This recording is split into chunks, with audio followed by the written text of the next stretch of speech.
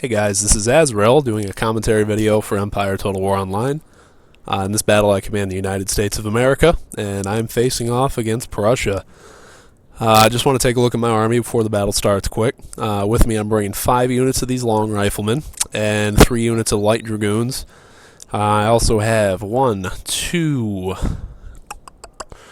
units of the Legion of the United States, and then I have 6 units of line infantry.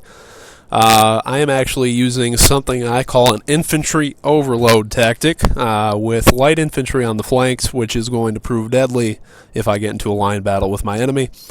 The long riflemen are mainly used for surprise purposes, and hopefully I can take them off guard. Like Sun Tzu always says, all warfare is based on deception. So hopefully I can deceive the enemy into thinking that I just have cavalry over here, and he is going to take that as bait to charge or do something else. But these Legion of the United States are the centerpiece of this army setup. 4 units of them. They are light infantry with a range of 90.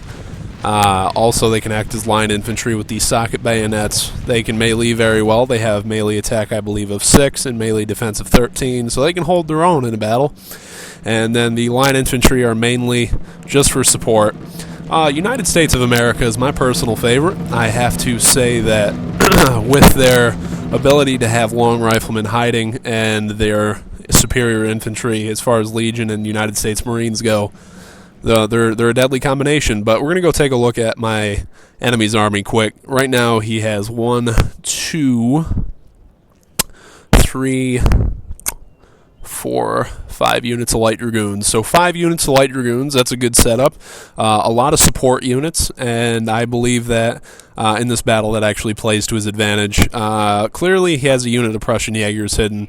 I don't know anyone that would make a formation quite like that. But when I was looking at it, I could tell he probably has 5 units of those Prussian Jaegers.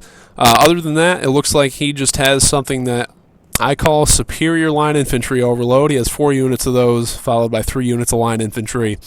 So I can assume that his tactic is probably just going to be keep this side over here with his superior line infantry, and his regular line infantry is going to be for support if that's needed. Right now I have my light dragoons off to the flank of my long riflemen. They're still hidden at the moment, so that's going to be able to play to my advantage shortly, I believe, if I remember the battle correctly. With this army setup, I know I said I had an infantry overload tactic going on. For beginners or people who are trying to, get the feel of Empire Total War, you want to make sure, I always reiterate, that you want to make sure you have a balanced army. Balanced armies are what win battles. That means howitzers, infantry, about 6 units of infantry if you have to have them. And if you're going to have light infantry, only bring about 4, because a lot of people have the misconception that light infantry is what wins battles for you, when in fact it's actually line infantry that wins, but the light infantry is there for the support. If you guys are following me there, you'll probably see that at one point in this battle. Currently we are having a giant light dragoon fight. Out of my 3 units, one of them was pretty much annihilated, and here comes that surprise part I was telling you about. He followed my light dragoons, and because of that I was able to scare him with my long riflemen into pulling back. So that bought me some time. He knows where my long riflemen are now, which is not too good, but it'll give me time to form up just for this battle.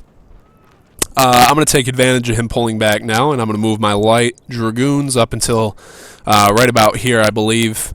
Try to distract him on the flank. What you always have to do, Napoleon always says this, is you want to make sure that you are on the offensive. If you stay what they call in this game a camper, then your enemy will be able to envelop you, unless you have defensive manipulation set up where him enveloping you is actually the tactic to in turn flank him and defeat him like that. Most times though, you want to make sure that you're on the offensive. That's strictly advice for beginners. Unless you are a little bit more skilled in being able to play on the defensive, I suggest that you always remain on the offensive and try to envelop the enemy. That's the goal. You always want to outflank them, you want to outmove them. That way your men can set up a crossfire and thus end up routing the enemy. Right now, it's literally just trying to get our men into place. My number one rule, and I did nothing about it this time because I had no cavalry, and by the time I would have a unit detached, is to make sure that you never, ever let cavalry around your flank. My enemy got cavalry around my flank, got cavalry around my flank, and now I'm going to pay for it because I'm distracted. And because I'm distracted, I'm going to have to detach units, which is just going to be a waste of time for me. What I should have done, a good way to make sure that cavalry doesn't actually flank you or get around your flank, you can have reserves hidden behind your line. Long riflemen, I probably could have had a couple over here. If I'd had some units hidden, then I could have actually had them shoot at the light dragoons before they even knew what hit them. Other than that, you can have cavalry on either flank. You don't necessarily have to have in units, but you want to make sure you never let your flank be exposed like that. That's a huge mistake on my part. Now what I have going on is my light dragoons are literally toying with the enemy. I've routed, I believe, all of his. Yes, I did. His cavalry's running. So now, what it is my cavalry versus the 2 units of cavalry back here. Like I said, I had to detach 2 units of my Legion of the United States just to figure out what's going on. I also have to pull back my cavalry because I recognize that my whole back flank is exposed. My last video, I talked to you guys about army composition. I just mentioned a little bit of it here. Balanced armies win you the battle, but too much of something is not enough. Sun Tzu always says that. So you want to make sure that if your army is not going to be balanced, then you have the means by which you can counteract what you can already expect to happen. For instance, I don't have enough cavalry, so I should have been able to anticipate my enemy was going to have more cavalry than me and make sure that my flanks were going to be exposed for him. But unfortunately, in this instance, I was not ready for that. So instead, my long riflemen are going to have to compensate along with my light dragoons. So it provided a good distraction for my enemy, who's going to have some time to reform his extreme left flank. He has a pretty broken formation at the moment right now. His line infantry is holding back. He's got Jaegers in front here. I believe at this instant he thinks that he has the advantage directly up front against my line with his Prussian Jaegers, and that's true. I don't have any long-range infantry, so I'm going to have to do something about that in order to be completely effective. He notices a unit of my light dragoons back here, and they're dead. Did some casualties on him, though. That's the good news. I'm going to have to readjust my light dragoons to protect my flanks now, and my long riflemen are going to be moving back to hang out with my line. Another good tactic that I can just tell you right now before the action actually happens, you can see that my enemy has 1 support unit behind his Prussian Jaegers. Longer range, clearly, than my line infantry. And it looks like he's going to be setting up close enough to me to take shots. So I anticipated that, which you always want to anticipate things. I anticipated that, so now I'm going to get within range before he can do too many casualties to me, which he's already opening up fire. So I lost 50 men there. They're getting cut down. At this point, you just have to be willing to accept casualties. The good news is that my long rifleman, being a support unit, cover my right flank, which gives me the opportunity to envelop him in this umbrella pattern. You've heard me say that a couple times if you've been tuning into my videos. And now this unit of line infantry is going to get torn up. They've already taken 70 casualties in 10 seconds, so they're gone.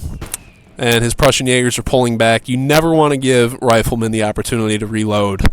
As you can see, 1 unit lost 50 men with that volley of fire, and now I'm giving them the chance to reload, which is not good for me.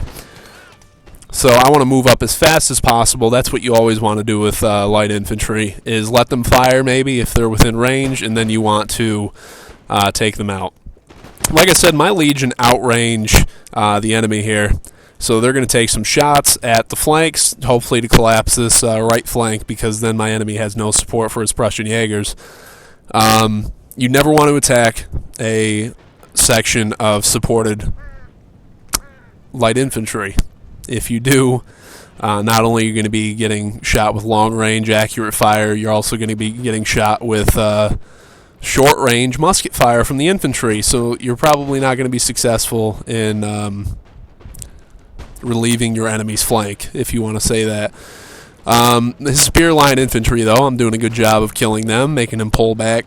He recognizes that a light infantry combo of long riflemen and these legion are not going to be very good for him, and because of that, he has to pull back. But the enemy does charge behind my Legion of the United States here. They are going to get wrecked, and I think I noticed just at the last second, so I tried to get them turned around. But he did a very good job of recognizing that. He just eliminated a light infantry power on my left flank, and now I'm going to pay the price for that. This unit of line infantry is getting torn up, but like I said, it's a line infantry overload, so the light infantry line infantry combo is really going to play to my advantage as he just continues to pull back and pull back. I will give the enemy credit here, though. I do remember that this is an experienced player. He is experienced while playing this game, so he recognizes that when you're losing a flank, you just want to pull back, reform your line, and get going again. I just want to take a look at my long rifleman taking shots at this man. All right, so superior line infantry. Another thing is he's good at recognizing the situation. My long riflemen fire, and now they have to pull back because they can't take on superior line infantry and melee. I was not paying attention, and because of this, I didn't recognize that my infantry were sitting still here. I could have taken advantage of this entire gap that was sitting here. You always want to take advantage of gaps. I've told you guys that before. Taking advantage of gaps is what wins battles. This unit of line infantry got torn up, and now it looks like my Legion of the United States are getting attacked by his cavalry. But they're coming back now. His cavalry's routing. His right flank has been crushed, and now I'm going to just collapse his entire line. Yes, I have taken some casualties. I will openly admit that. At this point, I recognize that my long rifleman can't run forever, so I sacrificed one unit to give my other rifleman the chance to reload and pull back a little bit further, which is going to play to my advantage because now he's going to get cut down by a mass volley. Like I said, Legion of the United States, they are extremely deceptive. You would think that they would be units with a regular range of, let's say, 70. But instead they have a range of 90, which is going to allow them to take shots at your line infantry before they even get there. And like I said, they can act as line infantry, so it's a really good trade-off for how expensive they are. Now his Prussian Jaegers are getting cut down. I'm chasing them down with my light dragoons. His flank is completely gone, as you can see by all the dead soldiers here and cavalry. His right flank is collapsing. All he has left at this point is really just riflemen, and the rest are wavering. I'm pulling this unit of the Legion of the United States back a little bit to try and buy myself some time to reload, and he actually stopped for whatever reason. I'm not entirely sure. But now it's just chasing down the rest of his men. At this point, it's a cleanup operation. I'm trying to think of some advice to give you guys for newer players. Like I said, just a distraction to kill his superior line infantry. You have to think in terms of numbers. Clearly, long riflemen aren't going to stand a chance against superior line infantry and melee. So, I mean, at that point in the battle, I made the call. I'll just sacrifice one unit. That way I can kill that superior line infantry. You just have to play it. You have to understand the real tactics behind the battle. I can't really spell them all out for you. A lot of it comes from experience. But that's actually his last unit. I chased him down with some light dragoons. I was shooting into my own men, obviously, but that really was a good example of flanking infantry tactics. Is the real thing that I wanted you guys to take out of that. You always want to fill the gaps, and you want to envelop the enemy slowly, whether that means detaching a regiment here or there. You can slowly envelop the enemy, crush his flanks, and then meet him in the middle and swallow him whole. So if you take some of this into your own battle tactics, if you take some of the pointers I've given you here, you can be largely successful without any too much tutoring. So just keep that in mind as you go into your future battles, and you can implement that umbrella pattern into your own formations. That way you can crush the enemy as quickly as we crush the enemy here today. Thank you guys for viewing my video. I hope you tune into my next one, and I hope you learned a little bit just like I did. Thank you.